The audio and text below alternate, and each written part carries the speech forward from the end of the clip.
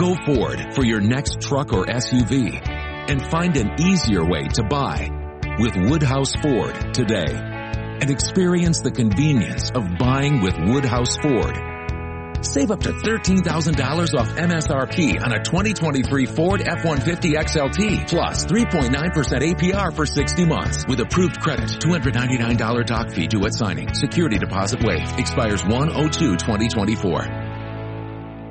Discover unbeatable deals and convenience at your neighborhood family fare supermarkets. Score exclusive deals, earn rewards, join clubs, and clip digital coupons for extra savings all in one place. Our exclusive offers bring savings straight to your card. Explore a wide range of local products that support your community. With easy pickup and delivery options, saving time and grocery shopping has never been easier. Family Fare is all about making your grocery experience easy and affordable and your one-stop shop for all your grocery needs. Family Fare in your neighborhood. Colgate Dental Cream to clean your breath while you clean your teeth and help stop tooth decay. And Luster Cream Shampoo for soft, glamorous, caressable hair bring you Our Miss Brooks, starring Eve Arden.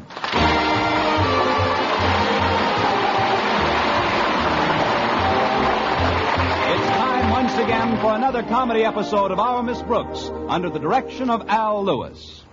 Well, in the years our Miss Brooks has been teaching English at Madison High School, her principal, Osgood Conklin, has made his own appraisal of her worth.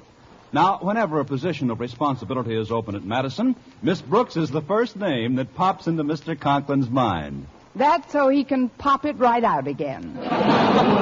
Oddly enough, though, he did put me in charge of Madison's Christmas drive for second-hand clothing. I discussed my new duties with my landlady over breakfast last Friday. But, Connie, Christmas is only 10 days off. Why did Mr. Conklin wait until now to start his clothing drive? I guess he couldn't make up his mind about one important item, Mrs. Davis. What's that? Whether he should organize the teachers to get clothes for the needy or organize the needy to get clothes for the teachers.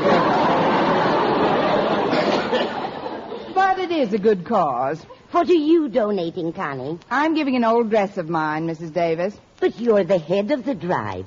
Is one dress enough? I was going to give two, Mrs. Davis, but I remembered a Board of Education rule that says a teacher can't appear in public in a slip. Well, I'm going to help out, too, Connie. I've got my donation right on this chair. Oh, that's very nice of you, Mrs. Davis. I couldn't decide whether to give my old bathrobe or my old overcoat to the drive. But I finally made up my mind. Here you are, dear. Say, this bathrobe is in pretty good condition. That's the overcoat. Oh, well, I'd better get ready to leave. Walter Denton's picking me up soon. Before you go, Connie, do you still plan on doing your Christmas shopping this afternoon? Oh, yes, indeed, Mrs. Davis. I've got the $25 I saved up this year right in this envelope. Good. I made out a little Christmas list of my own. I figured that with you being downtown anyway and me having so many things to do around the house, you wouldn't mind making a few simple purchases for me. Oh, I'll be glad to, Mrs. Davis. What do you want me to get? I've got the names and the presents all itemized, Connie, and here's $25 I've saved up. How many presents do you want me to get? Just for the immediate family. My sister Angela, my brother Victor, a couple of cousins. It only comes to 12 gifts altogether. Are you sure you don't mind doing my shopping for me, Connie? Not at all, Mrs. Davis. I just have one problem. What's that? Who'll I get to do mine?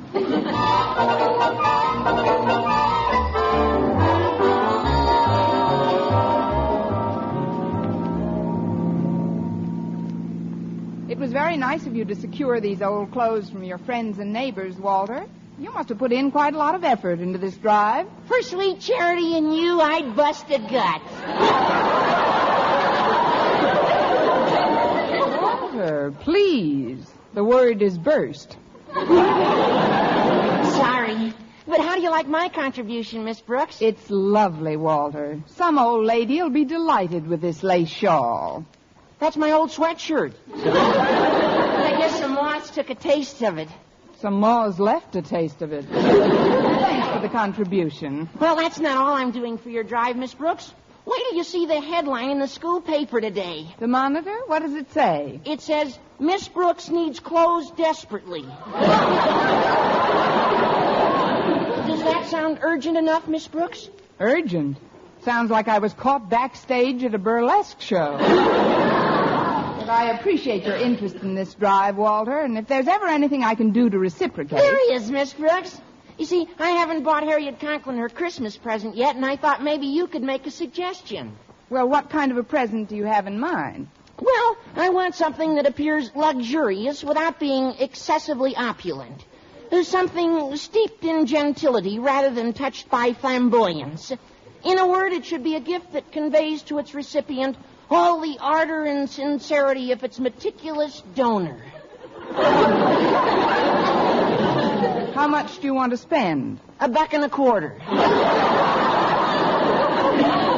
Why don't you just send her your description of what the gift should be like? No, I'll try and help you out, though, Walter. I'm doing my Christmas shopping this afternoon. Maybe I'll get an idea. Miss Brooks, did you say that you're going shopping today? I get the feeling that yes would be a fatal answer here. But yes, Walter, I am. Oh, what a fortunate coincidence. Now, what could be simpler than to leave the selection of Harriet's present up to you? But, Walter, I've got so many You'll things... be passing the store counters anyway, Miss Brooks. And who has a finer taste than you have? Who has a better sense of values? An eye for beauty? Walter, you ought to know me well enough by now to realize that flattery will get you somewhere. I knew you'd do it. Oh, I can't think of anyone I'd rather have select presents for Harriet and my mother. Well, I figured, wait a minute, who raised? Oh, it'll be a cinch, Miss Brooks. Well, my mother is very easily pleased. That's obvious.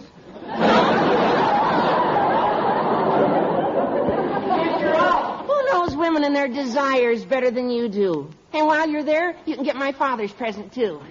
Why, Walter, you're implying that I know men and their desires, too. No men. Oh, Miss Brooks, when it comes to men, no one even comes near you. Don't rub it in.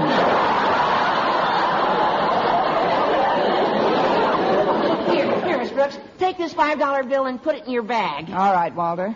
Oh, dear, I forgot my bag. I'll just put it in this envelope with the other money. I'm sure grateful for this favor, Miss Brooks. I know you wouldn't do this for just anybody. You're right, Walter. This year, I'm doing it for just everybody.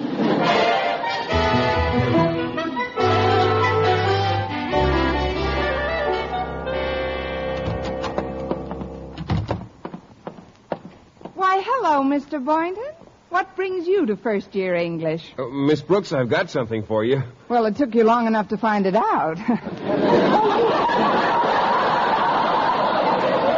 You mean those clothes?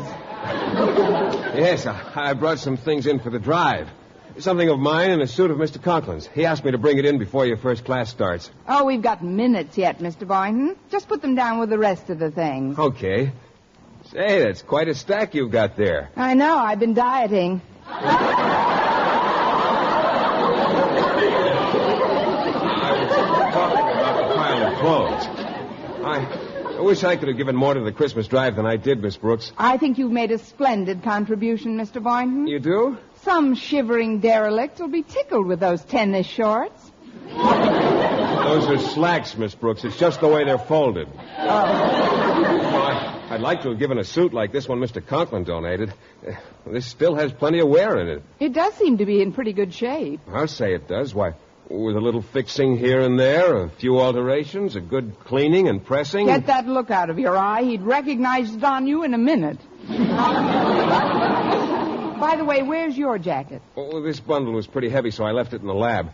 I can work better this way, if you'll forgive my shirt sleeves. Now, can I help you sort these clothes? Oh, no, thanks, Mr. Boynton. They'll do that at the mission. They're sending a truck for the stuff around lunchtime. At least I hope it gets here by then. I don't want to get tied up this afternoon. I have a lot of Christmas shopping to do. Oh, I see.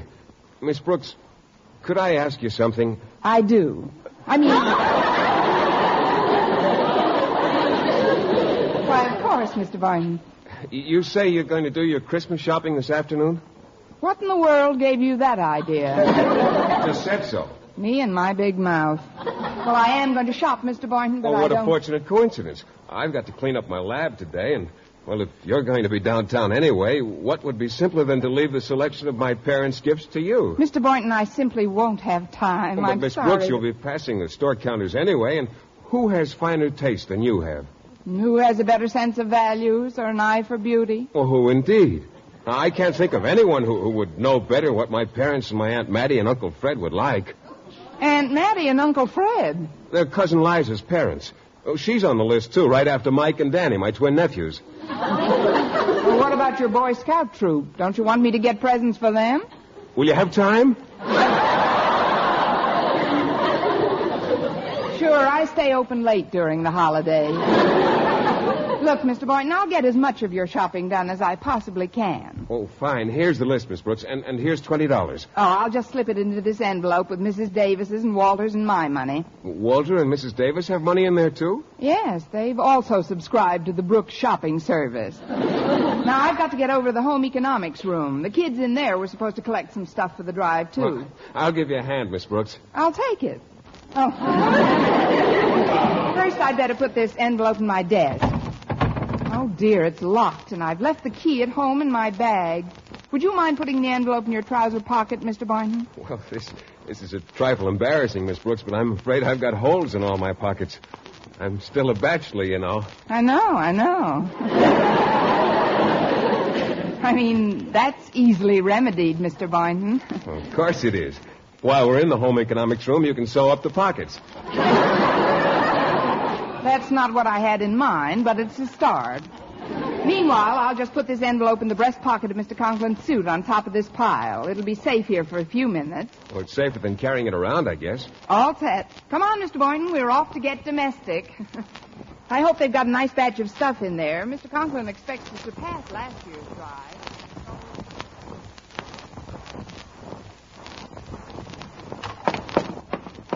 Well, here are the bundles, Harriet. Oh, but there's no sign of Miss Brooks. I guess the people from the mission got here sooner than she expected. I guess so. Well, come on. Let's haul this stuff out to their truck.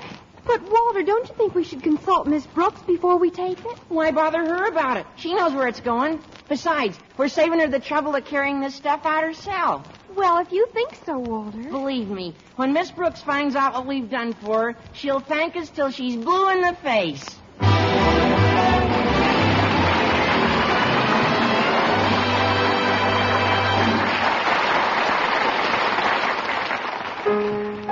Brush your teeth with Colgate. Colgate Dental Cream. It cleans your breath. What a toothpaste. What it cleans your teeth. Colgate toothpaste. Cleans your breath. What a toothpaste. What it cleans your teeth. Colgate Dental Cream cleans your breath while it cleans your teeth. And the Colgate way stops tooth decay best. More than 2 years' research showed the Colgate way of brushing teeth right after eating helps stop more decay for more people than ever before reported in dentifrice history.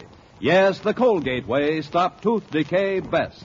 Better than any other home method of oral hygiene. No other dentifrice, ammoniated or not, has proof of such results. And you should know that Colgate's, while not mentioned by name, was the one and only toothpaste used in the research on tooth decay recently reported in Reader's Digest. So always follow the Colgate way to clean your breath while you clean your teeth and stop tooth decay best. Brush your teeth with Colgate. Colgate Dental Cream. It cleans your breath. What a toothpaste. What it cleans your teeth. And the Colgate way stops tooth decay best.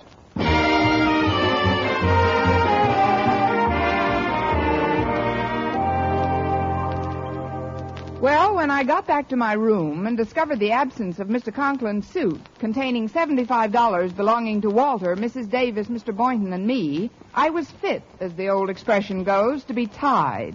The suit itself wasn't worth anywhere near $75. In fact, no suit of Mr. Conklin's is worth that much money, even with him in it. But my problem now was getting it back. And in my first free period, I headed for the biology lab to consult Mr. Boynton. Good morning, Miss Brooks. Oh, it's you, Mr. Conklin. You startled me. Really? But I addressed you in quite a well-modulated tone. I guess that's what startled me. That is, I didn't see you sidle out of your office. I don't sidle, Miss Brooks. There's absolutely no necessity for me to pussyfoot through the halls of Madison. Oh, I know it's not a necessity, Mr. Conklin. It's sort of a luxury. I'm a little upset this morning, sir, about the clothing drive. But I understand you've done a splendid job.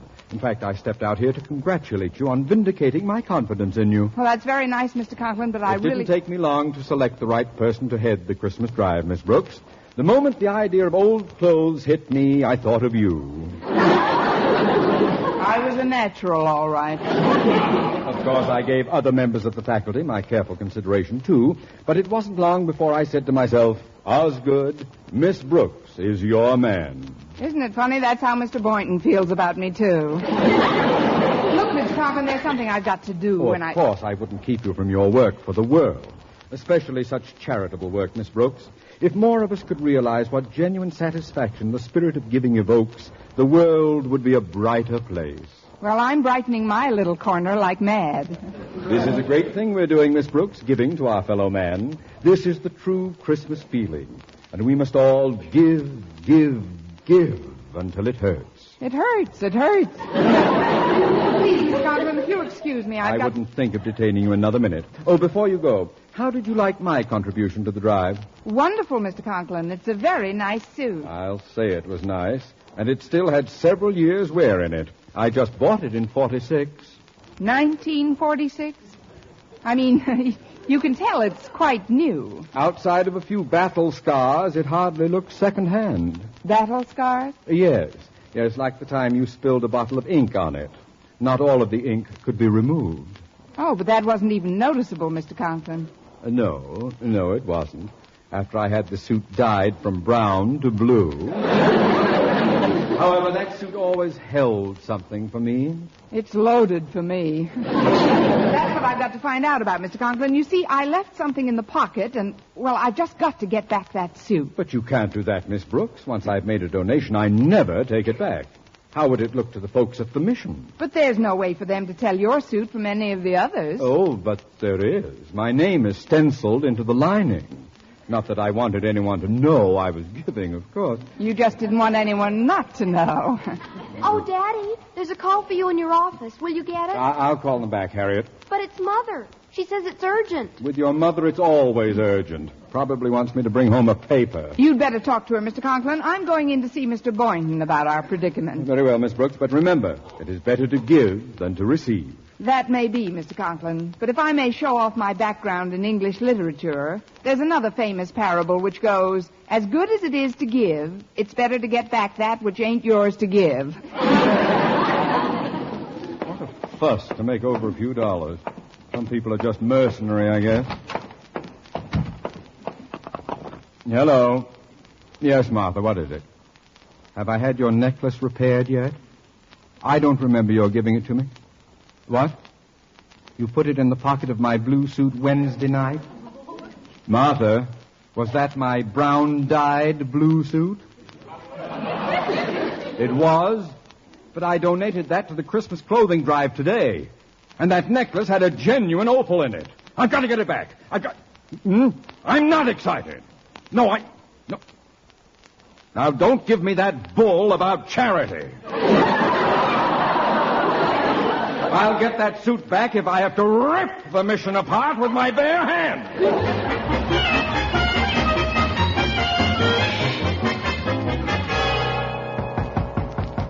Come in.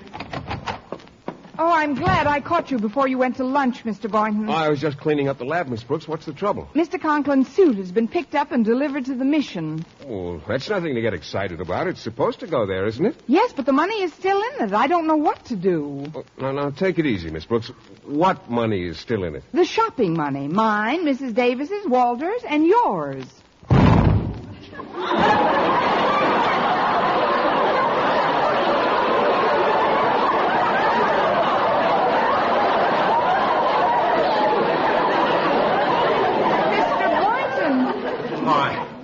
I must have tripped over the stool. What time are they going to distribute this clothing, Miss Brooks? This afternoon, Mr. Boynton. We've just got to get down to that mission and get the suit back. Well, are you sure you could identify Mr. Conklin's suit? With the things I've spilled on it, if I can't identify it, it'll identify me. How are we going to go about getting it? Well, we'll simply park outside the mission and watch every person who leaves the premises. In that way, we're bound to see who walks out with Mr. Conklin's suit on. The rest is up to you. What do I do? Pick his pocket while he waits for a bus? Please, Miss Brooks, we'll devise some sort of scheme on the way downtown. Now, meanwhile, let's be calm about it. It isn't the end of the world, even if we fail to recover the money. Heaven forfend.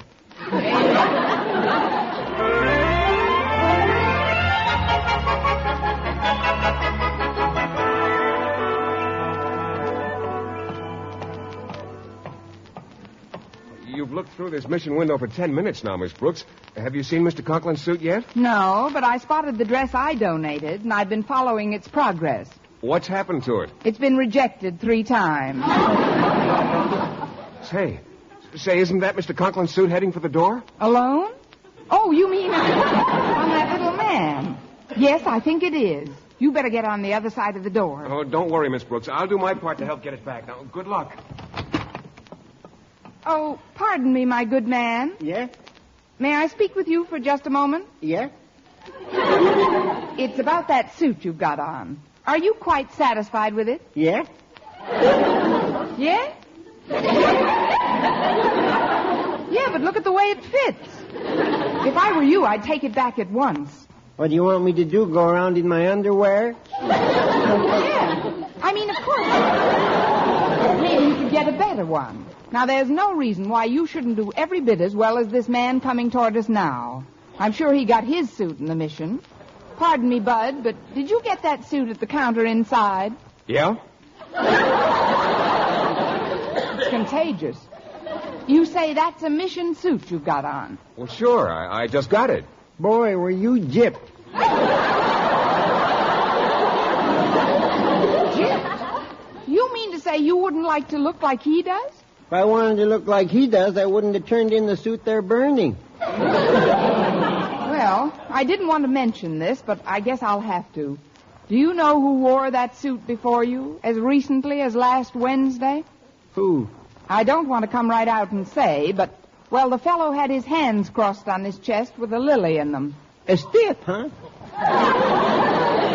Let's just say he wasn't very active. Now, don't you think you ought to trade that suit in for another one? After all, its last owner might not like the idea of your wearing it. He might come back after it. Baloney. I don't believe in that kind of stuff. Miss Brooks, Mr. Boynton, I've got to talk to you at once. Why, Mr. Conklin, what are you doing here? I've had a change of heart about my donation. I'd like to get it back. Boy, what an Indian giver. I don't believe I know you, my good man. Ferguson's the name. Cosmo Ferguson. How do you do? But, Mr. Conklin, why do you want your suit back? Because of something that my wife put into Ferguson, you're wearing my suit. What do you mean, your suit? I happen to have worn that garment as recently as last Wednesday. Holy cow, it's a stiff. What's that? This lady said the suit was on a dead guy last Wednesday. I must have caught you while you were dozing, Mr. Conklin. Look, I've just got to have that suit back. It has a sentimental attraction for me. Be a good fellow and return it. Nothing doing. I was handed this suit and told it was mine to keep. Now I'm leaving. Oh, wait. I'll get you another suit. Please, Mr. Ferguson, be reasonable. No. Oh, come on, Cosmo. You don't want that old suit. Of course you don't. Give it here. Take your hands off of me, Pompous, or there'll be trouble. That's the idea. You and him fight. I'll hold your coat. I'm not gonna fight. I'm just going. No, wait. I'll give you $5 for that suit. I'm staying. I'll give you $6 for it. Miss Brooks, why are you bidding for this suit? It's got a sentimental attraction for me, too. I've spilled more on that suit than any of your others. I'll give you $10. 12. 18. 19. Gee, and I always thought they just sang songs at missions.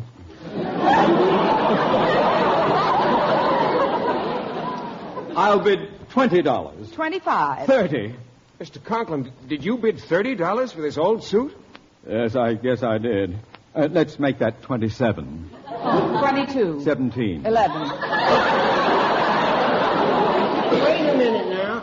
I accept the lady's previous offer of 25. But how do you know she has the money to pay for it? Have you? I will have as soon as I get that coat. Just a minute.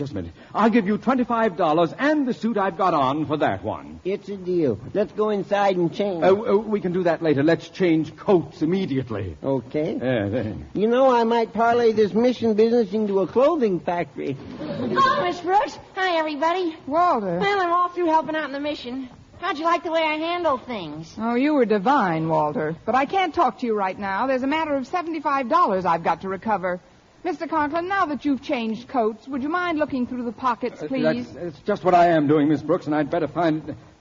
It's not here. But it was in the inside breast pocket, Mr. Conklin. No, it was not. It was in the side pocket. Oh, you're both wrong. Harriet and I went through the pockets before we turned it into the mission people. We found Mrs. Conklin's necklace and all our shopping money, Miss Brooks. What?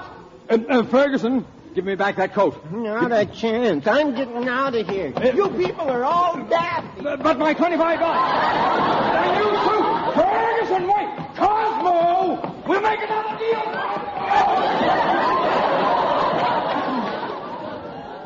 Now, what's the matter with old Marblehead? Mr. Conklin, why is he running after that bum?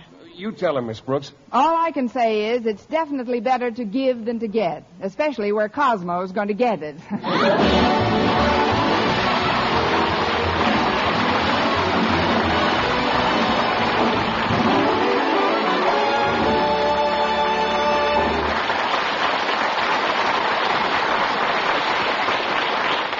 Eve Arden as our Miss Brooks returns in just a moment, but first... Dream girl, beautiful luster cream girl. Tonight? Yes, tonight, show him how much lovelier your hair can look after a Luster Cream shampoo. Luster Cream, world's finest shampoo. No other shampoo in the world gives you Kay Daumit's magic blend of secret ingredients plus gentle lanolin. Better than a soap, better than a liquid, Luster Cream is a dainty cream shampoo. Leaves hair 3 ways lovelier. Fragrantly clean, free of loose dandruff, glistening with sheen, soft, manageable. Even in hardest water, Luster Cream lathers instantly. So gentle, Luster Cream is wonderful even for children's hair. Tonight? Yes, tonight, try Luster Cream shampoo. Dream girl, beautiful luster cream girl. You owe your crowning glory to a luster cream shampoo. And now, once again, here is our Miss Brooks. Well, Cosmo didn't get very far because Mr. Conklin hit him with a flying tackle, recovered his coat and the money, and left. But Mr. Boynton and I felt so sorry for Cosmo that we chipped in and gave him $2. Gee, thanks, folks. Oh, you're very welcome, Cosmo. Merry Christmas. Now, if you'll excuse me, I've got to get on with my Christmas shopping. Oh, are you going to do your Christmas shopping now, Miss Brooks? Yes, I am. Well, if you're going to be in the stores anyway, would you take this $2 and get something for me? Well, what do you want, Cosmo? A set of brass knuckles and Mr. Conklin's address. Why, I'm surprised at you, Cosmo. Spending $2 for brass knuckles. For 49 cents, you can get a hammer.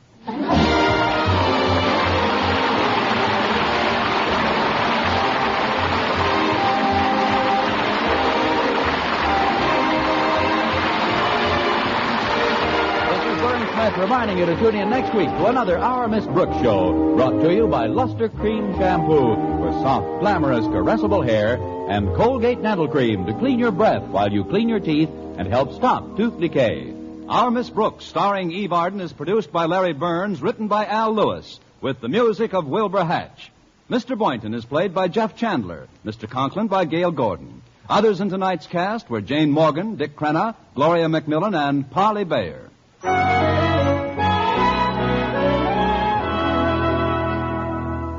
You want a beauty soap for a beauty bath. And your bath becomes a beauty bath when you change to proper cleansing with Palmolive soap. For bathing with this beauty soap brings you the full beautifying effects of Palmolive's mild and gentle lather, Proved by doctors to bring most women lovelier complexions in just 14 days. Bath-size Palmolive is designed to give you everything you need for all-over beauty care. Fragrance for daintiness, mildness for loveliness, purity for gentleness, big bath size for thriftiness. So get big bath-size Palmolive. So mild, so pure, so right for all of you. If you like mysteries that are as full of chuckles as chills, be sure to hear Mr. and Mrs. North every Tuesday over this same network. Don't miss the exciting and laughable adventures of these amateur detectives. Hear Mr. and Mrs. North every Tuesday night. And be with us again next week at this same time for another comedy episode of Our Miss Brooks. Bob Lamont speaking. Stay tuned now for Jack Benny. This is CBS Columbia Broadcasting System.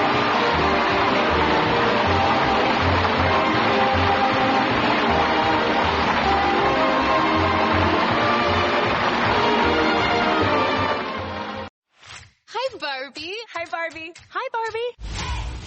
I'm Margot Robbie, and I play Barbie. And I'm Ryan Gosling, and I play Ken. Max is now the exclusive streaming home of Barbie. So cool. And the Max with Ads plan is included with your Cricket $60 unlimited plan at no additional cost. Log in with your Cricket username and password to experience Max on all your favorite devices. This is the best day ever. It is the best day ever. Don't miss Barbie, now streaming on Max. Phone plan streams in standard definition. Programming subject to change. Fees, terms, and restrictions apply. See cricketwireless.com for details.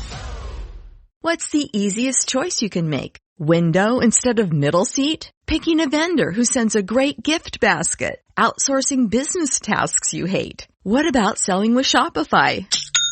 Whether you're selling a little or a lot, Shopify helps you do your thing, however you cha-ching. Shopify is the global commerce platform that helps you sell at every stage of your business. From the launch your online shop stage to the first real-life store stage, all the way to the did we just hit 1 million orders stage. Shopify's there to help you grow. Whether you're selling scented soap or offering outdoor outfits, Shopify helps you sell. Wherever and whatever you're selling, Shopify's got you covered. Sign up for a $1 per month trial period at shopify.com/try. Go to shopify.com/try now to grow your business, no matter what stage you're in. Shopify.com/try.